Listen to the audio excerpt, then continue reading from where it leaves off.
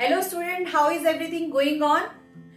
So, do you know the full form of news? It is north, east, west and south, and all these are direction.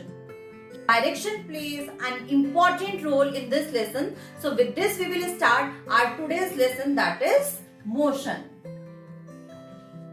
Students, कोई भी object दो form में मिल सकता है, either it is in rest और या फिर वो किस में मिलेगा, मोशन में मिलेगा. सो motion is the change in the position of an object over time. So students, in motion जो ऑब्जेक्ट है वो मूविंग कंडीशन में है, वो चल रहा है. It is not in rest condition. Fine. So as it is moving, the condition is in this motion, the object is in moving condition, so it can be linear, it can be circular or it can be vibratory. So here we will start with this linear motion. So now come to this linear motion.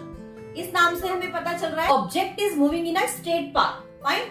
So linear motion is a motion in which object moves in a straight path. Like athlete, जब competition होता है तो athlete कैसे run करते हैं? They move in a straight path. Fine. So it will come in linear motion. Now come to circular motion. In this circular, आप देखो नाम से पता चल रहा है circular means circle is there. Fine. So as circle is there, so object will move in a circular form.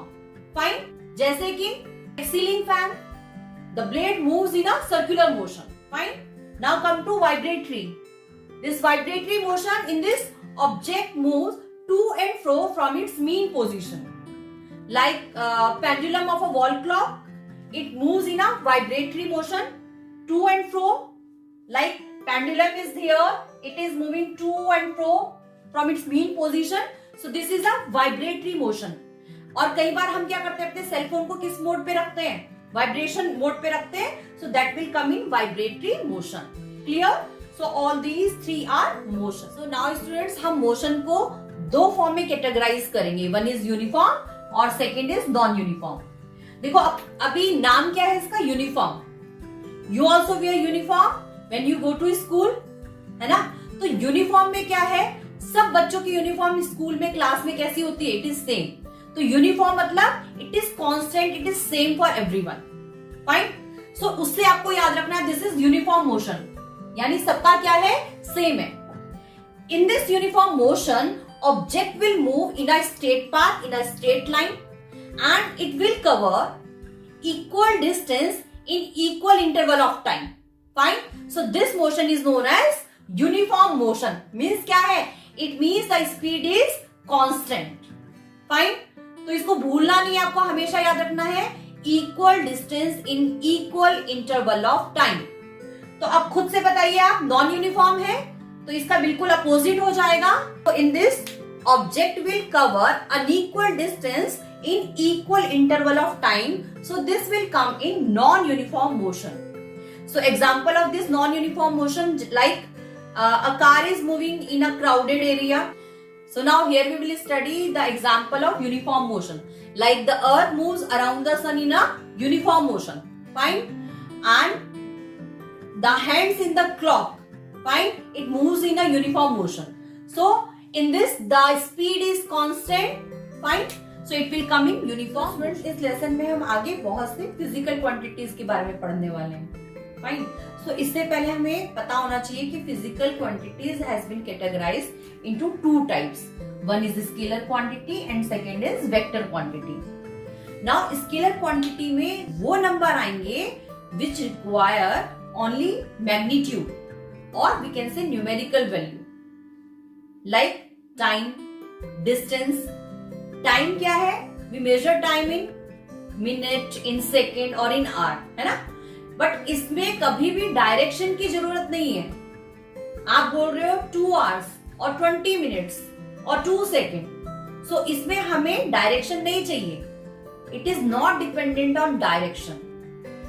मैं बात करती हूँ डिस्टेंस की, 2 मीटर, 2 किलोमीटर और 2 सेंटीमीटर. फाइन. बट हमें इसमें डायरेक्शन नहीं चाहिए. Means we are not saying कि टुवर्ड्स ईस्ट और towards west. Fine. So it require, it has only magnitude. इसमें वो सब क्वांटिटीज आएंगी which has only magnitude. Now come to this vector quantity.